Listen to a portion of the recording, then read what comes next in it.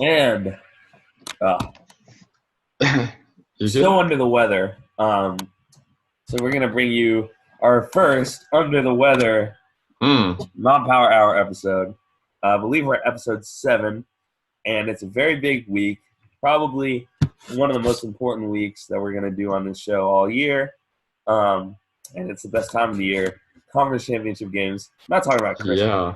Nobody cares about Christmas because Christmas is no bowl games. It's only NBA basketball, and it's too early for anyone to get into NBA basketball. Got to Um, round out football first. yeah, no. Football is Football, king in the football is fall. king. College football is king-er. Hmm My The kingest. kingest, as a grammar teacher might say.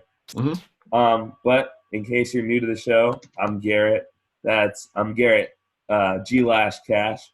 That's Max Dax Charloni. Yep. We're going to be bringing you the highlights in this week's non-power conference championship games. We're going to go into some FCS, and we're going to. Oh yeah, we're not doing basketball this week. Sorry, basketball. Again, Backseat. Football's kingest. But before we start, I just want to call attention. Last week we kind of had a partial episode, so I'm not going to count that. But I want to get into the week before that, where I said I was going to use my gut, and I didn't really lean on the numbers as much as who I thought was going to win. And it brought me my first win of the season. So what what happened, buddy? Like What you happened? kind of laid an egg. Yeah. There's a lot of reasons why people lose. Sometimes it's to give their friend the chance to win a game. Sometimes it's because of mistakes you make. I think there's a lot going into it. I wasn't far off. I was 4-5. You're only 5-4. It is my first losing week. So I think it's just, law of averages, chaos theory, whatever else you want to believe. Just at some point, I wasn't going to be right. And that week was last week. You bested me by 1 game. I still have an 8-game advantage over you over the 6 weeks we've played, not including last week. So, feeling pretty good. I still have to tabulate last week, to be honest. Yeah. We did make some picks, and I correctly picked UAB to the Conference USA Conference Championship. You did. We forgot to discuss what game we're doing first, so I'll let you decide. Yeah. You get to kick it off with however you would like. Perfect. Well, let's start off hot, I think. Let's start off with what I think is the most interesting of the non-power conference races between that we'll cover. Of course, Memphis and Cincinnati is pretty big, but we're going to cover first Appalachian State taking on Louisiana Lafayette and the Raging Cajuns. This is exciting. I am excited to see these two high-powered offenses play together, play each other. These teams are averaging over 400 yards each, and Louisiana's actually averaging over 500 yards a game on offense, which is insane. And beyond that as well, these teams both face some pretty strong defense, both giving up less than 20 points in a game. So these are some pretty upper-tier games, upper-tier teams in the Sun Belt Conference. And given all that information, I do think that App State's got the advantage here. One, they are playing at home. Two, I think that since they've lost to Georgia State a couple of weeks ago, handful of weeks ago, Georgia Southern, they've been on a tear. I know Louisiana's got a pretty strong backfield. And of course, the one team that beat Appalachian State was against Georgia Southern, who runs a triple option and have a very diverse rushing attack. But I think ever since that loss, they've really hunkered down. They beat Georgia State, who is another pretty big rushing offense. They beat us, South Carolina. I think this team is just very prideful. They are, taking that loss with a chip on their shoulder and just coming into every game hot, coming in excited. And I think they'll get the home crowd really riled up for them this week again and take down the powerful Louisiana offense. But I know, Garrett, you have opposite opinions. So tell me what you think about this game. We kind of, we've covered App State a couple times. We kind of have let Louisiana Lafayette, the Raging Cajuns, one of the best mascots.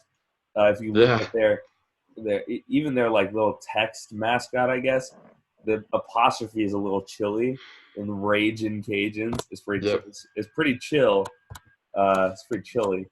Yeah, they've kind of snuck up on me anyway as my, this is our Yeah. podcast. Nobody should sneak up on us. We're the experts. But this is as a tremendous team, as you're saying, just an awesome offense. And what do I mean by awesome? They have a tremendous rushing attack. Their top 5 running backs are all averaging at least 6 yards per carry, which is unbelievable. Their top running back has run for over 1,000 yards, but what's even more impressive is that their next 2 running backs have run for 818 and 777, right behind them on fewer carries. Their leading rusher, Mitchell, he's run for 1,007 yards on 169, but each of his 2 running backs behind him are averaging more than 7.5 yards a carry, just 104 carries each. And even behind them, kind of like even more bottom of the depth chart, they're averaging 10.4 and 8.9. They're 4th and 5th running backs, Smith and Wisham. So, I mean, I can't communicate to you how great their rushing offense is. And, by the way, they have a tremendous quarterback who's gone for 20-3, over 2,400 yards. Levi Lewis, of course, the junior. He's been lights out this year. They're trying to avenge an earlier loss to App State, and a theme that I like to go with. It's tough to beat a team twice. When I was growing up, UCLA, we got, I think, okay, maybe this isn't the best example, but we got absolutely smoked by Stanford the week before the championship game at home. And then we went up to Stanford to play the championship game, and they should have won the game. They lost a really close game, but on the road, they were able to hang in a lot better. They made some adjustments. Obviously, that's kind of a weird example for me, personal. But, yeah, I'm going to go with Louisiana here. I think their defense can do enough. I think Zach Thomas doesn't always push the ball down the field. He kind of settles for what the defense gives him. But ever since they played, the Mountaineers held them to 122 yards rushing. But since that game, Louisiana has run for just about 250 yards per game in the games since then. So I think they've kicked it to an absolutely, totally new gear. I'll take the upset here. Louisiana Raging Cajuns over the App State Mountaineers in the Fun Belt. Fun Belt champion. Fun Belt championship. Let's move to some Maction. We have a couple of much more mediocre teams. Yeah, as the always. last 2 teams had 10 and 11 wins. We're going to 7 and 8 wins in this championship game. From the I mixed up the sides. From the West, I believe, is Central Michigan. From the East, Miami, Ohio. Yeah. And I'm going to take Central Michigan because Quentin Dormady has really stepped up since taking over in the middle of the season. Specifically, the last 3 games, he's been incredibly efficient. He's been throwing for over 70% completion in the last 3 games. Last game, they scored 49 points. He threw for 250 yards, and he only threw it 19 times, completed 15 of them for a rating of 224, which I don't really totally understand the passer rating versus the adjusted QBR, but his passer rating in college, 224, it's pretty high, I think. So, I'm going to take this, Miami, Ohio is a great story. They weren't really supposed to – neither was Central Michigan. We're supposed to do well. But unfortunately, they're giving up quite a few more yards than they gain themselves. and Yeah. I don't think they'll be able to score the points. They're only averaging 24 points per game. They're recently Central Michigan's been on fire. They're not going to be able to keep up with this Central Michigan offense. Great story, but I have the Chippewas taking home the hardware, and I believe this is at a neutral field, correct? Yep, Detroit. At Ford Field, And so yep. right in kind of in their wheelhouse. Actually, well, if you look at a map, Central Michigan, it's like Eastern and Western are like this. I know I'm taking so much time, and then Central's kind of like way up here. Whatever. Near Home the state, peninsula. they're going to get the fans. I got Central Michigan, but I understand, just like the last one, you're trying to be a rebel here. I do. Yeah, So, give me the upset in this one. I do like Miami of Ohio being able to take on Central Michigan. I agree that Miami's not the most, I don't know about balance. It's just the team's not amazing in their stats. You are correct. They give up about 80 yards more per game than they get themselves. They are about even with how many points they score and how many points they give up. But I think those results are really skewed because they've played 3 extremely tough out-of-conference games against Cincinnati, Ohio State, and Iowa. 3 teams that are ranked or around being ranked. And that's, a quarter of the season right there. And those are teams that are dominating the rest of the FCS, let alone these teams in the MAC. So I think that the numbers they have are skewed a little bit. And really ever since that final loss of the 3 to, I believe, Ohio State, they lost once to Western Michigan, who's another really good team in the MAC, just below Central Michigan in the standings. Besides that, they've only lost 1 game, and that was to Ball State last week. After their starting quarterback went down, and they still had a 7-point lead entering the 4th quarter.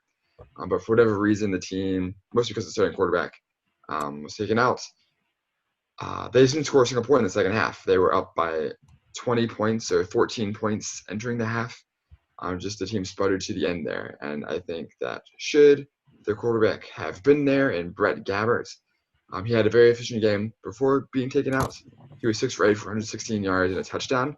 I think the team would have fared a lot differently, been able to come up with a win, even in Ball State, who's a decent MAC team, and continued on their winning ways. So I think that they get back on schedule this week with their quarterback returning.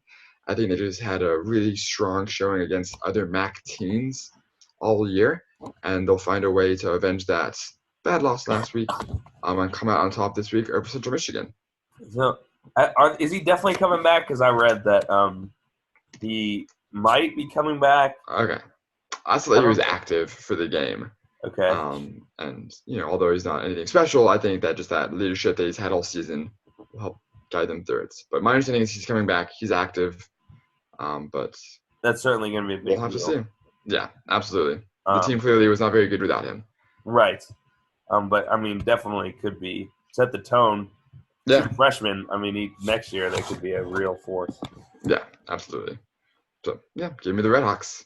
Cool. You want to kick us off for yeah, I mean, I don't even know what game we're going next, so you take whatever direction you want to. Yeah. Well, let's end on the final game that we kind of had some divisiveness over, going down to the American Athletic Conference and the rematch from last week between the Memphis Tigers and the Cincinnati Bearcats. And Memphis won pretty big, 10 points last week. The game was pretty close for most of it, although they came away more so at the end, from what I remember. And I think that this Memphis team is firing on all cylinders and is able to come away with a win again. I really like what the quarterback Bray White's done. This is a very balanced offense with a 1,300-yard rusher in Kenneth Gainwell and very nearly a 1,000-yard receiver in DeMonte Coxey. I think that this team will, play very well at home again. It is tough, like you said, Garrett, to win 2 games against the same team in the season, but I think that this team has just shown a lot of poise, a lot of composure, and just a very high-powered offense. Certainly a good defense, not as good as Cincinnati's, but I think that this offense is just too much to handle, even for Cincinnati. Even with the starting quarterback coming back for Cincinnati, I just don't think that he can do enough to rally the troops around them, to go into Memphis, to beat this number 17 ranked team, Memphis Tigers, who are going to be very committed, to trying to get that New Year's Six Bowl bid. I'm assuming that they can stay on top of Boise State by winning this game as well. So I'm giving Memphis here, giving the high-powered offense led by that amazing quarterback in Brady White, defeating Cincinnati for the second week in a row. Yeah, I mean, I definitely get it. Memphis is definitely favored. They're going to be at home. They've had a tremendous season, and I think they probably will secure a New Year's Six Bowl if they can take care of business at home. But as you were mentioning, Cincinnati's defense, one of the top defenses in the country. They've shut down high-powered offenses all year long, starting with the vaunted UCLA Bruins at the beginning of the year. We watched that game when Dorian Thompson-Robinson fumbled twice just by pump faking. Cincinnati's led by Luke Fickell, a tremendous defensive coordinator in years past at Ohio State. And he's been built on making these key in-game adjustments. They've pulled out a lot of close games by coming back and making these in-game adjustments at halftime.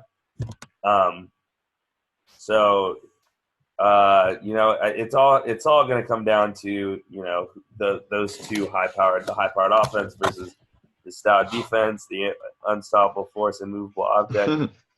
But I think that Cincinnati has now had a week to make some adjustments, and they're going to come out with something different maybe that Memphis isn't expecting. And then Memphis will have to try and adjust at halftime and try and come back, in my opinion. I think they're going to have to struggle from behind, in my opinion. But I think Cincinnati's going to hold on. And it'll really create some chaos, really, for that New Year's Six Bowl bid. As you mentioned, Desmond Ridder, they're hoping to have him back for this game. So that definitely changes things. And they were started off the season with a number of wins in a row. Not having it in front of me, but I think 5 or 6. Sorry, they did not start off with. They lost to Ohio State, but after that they went on a tear. Yeah. Until last week. And I think that with Ridder coming back, they can kind of turn it. If it needs to become a shootout, he's shown this season capable of winning shootouts. Earlier they had one against ECU. But this team pulls out close games. 3 out of their last 4 wins have been by 3 points or less. And I'll take the more experienced Cincinnati Bearcats with all their offensive weapons to mature up and get this win and create some chaos for that final New Year's Six spot. Could be them, could be Boise. App State with a big victory. State. Yeah. Certainly. Who are some other teams up there? Obviously, Memphis. Memphis still, there's a chance they might get it. Probably not if they lose this game. But Navy's got a good record, but they probably won't do it. Navy and SMU. It's mainly centered around the American this year. But as always, right? Yeah. Them and Boise. We're going to shift gear. We're not going to spend as much time on these games because we know we agree on them, but FAU and UAB, the battle of the 3-letter schools. I like the Owls to take it. And I've been riding the Lane Kiffin train all year. This is the second out of 3 years that he's getting to the Conference USA title game. And I just just their offense, like a lot of teams, has been humming. They've scored at least 30 points in the last 6 weeks. They've had continuity at the quarterback position. Robinson has, thrown for 3,000 yards this year. It's just been a tremendous season, and he's only a sophomore. So if he decides to come back to school, he could conceivably lead his team to another conference championship game.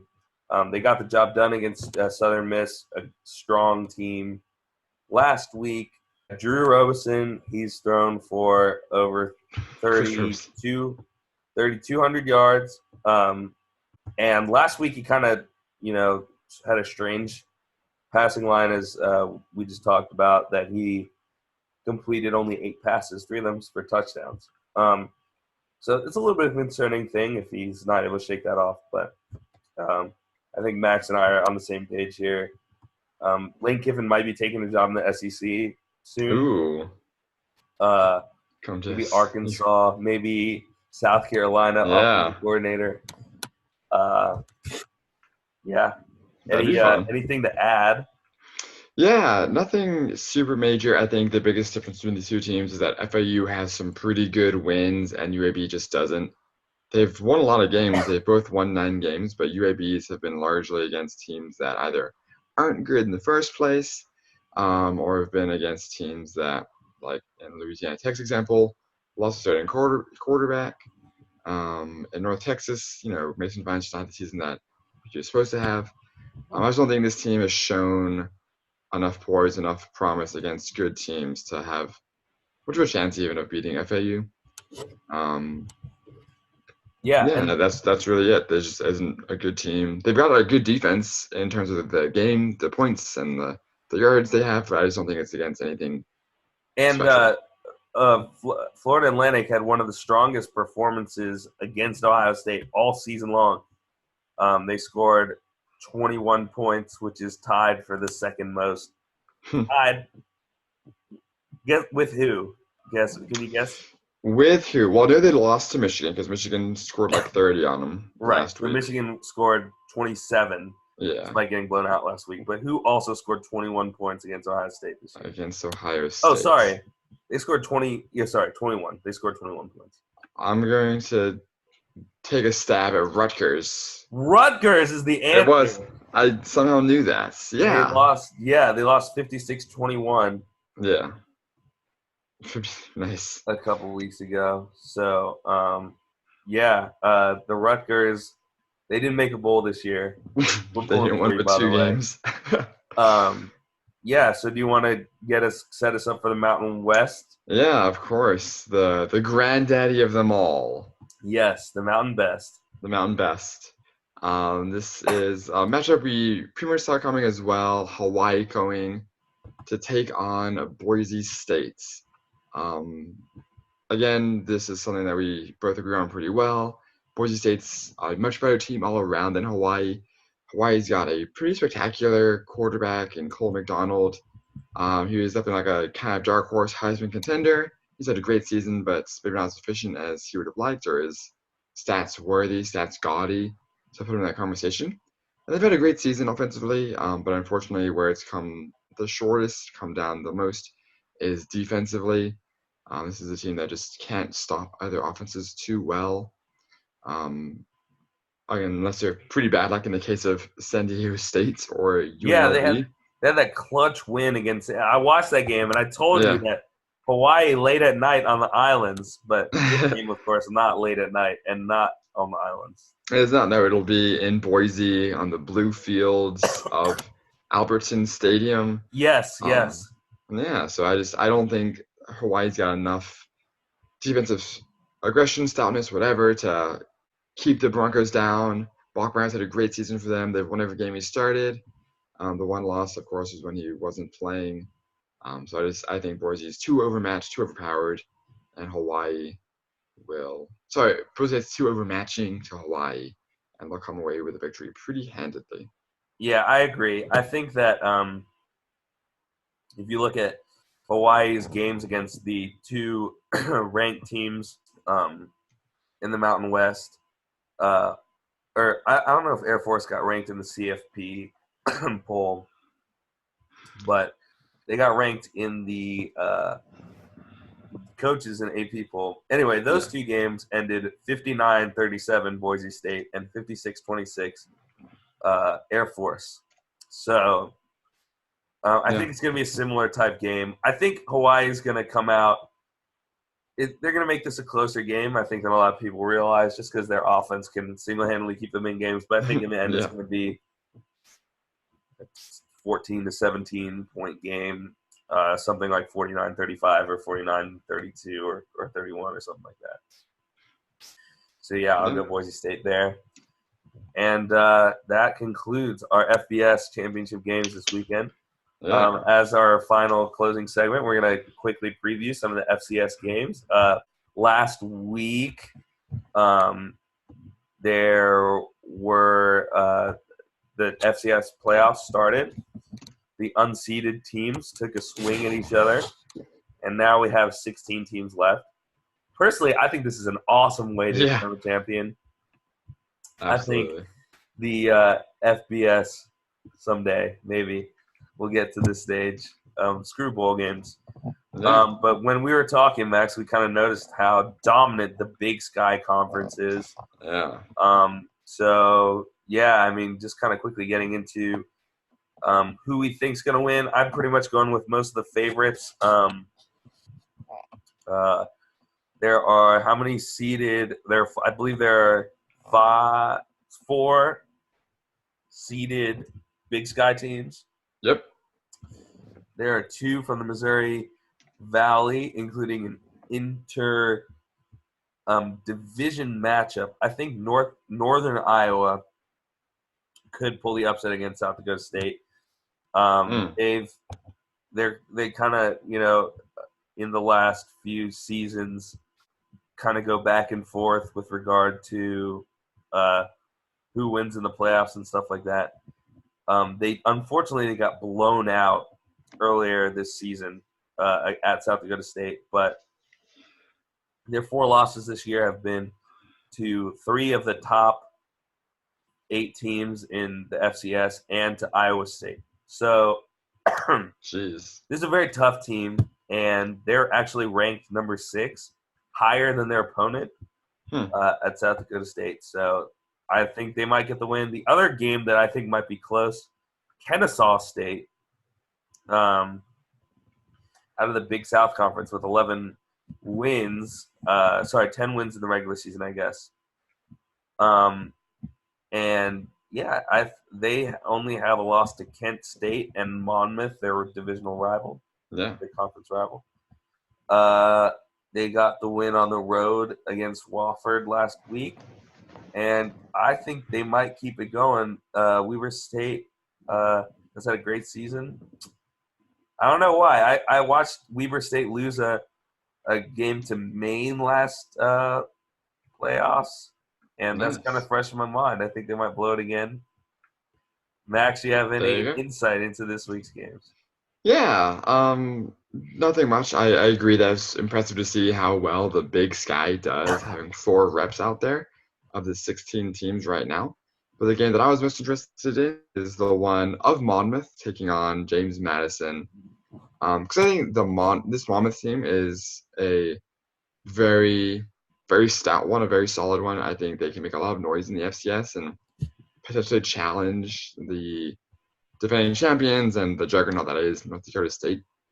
They have the leading rusher in the FCS in Pete Guerrero at 1,888 yards. So he'll be Vladimir Guerrero. Yeah, his son's brother, Pete. Right. Yeah.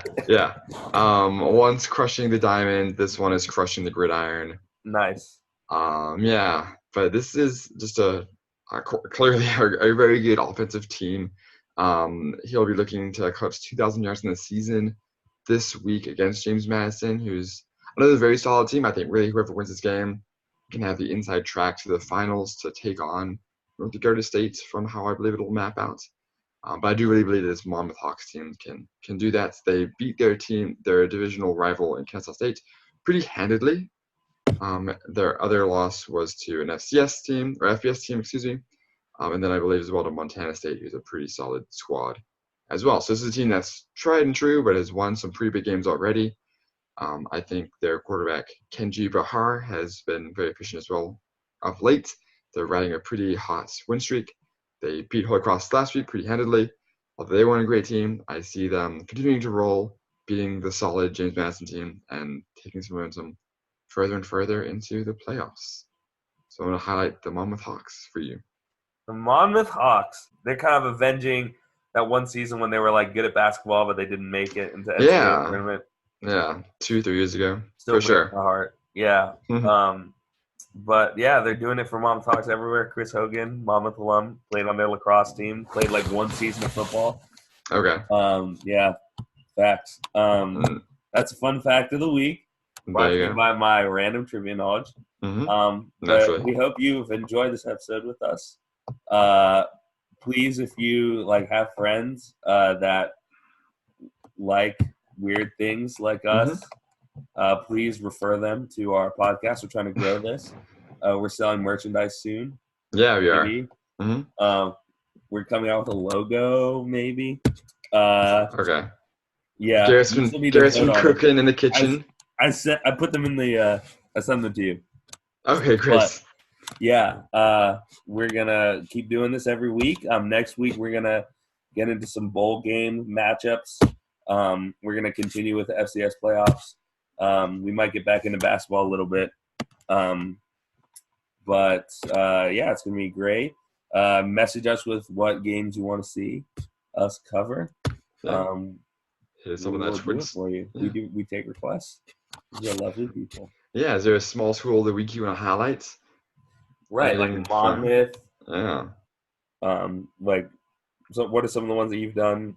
Yeah, Minnesota Duluth, naturally. Yeah. The University of New England, the Nor'easters. Yes.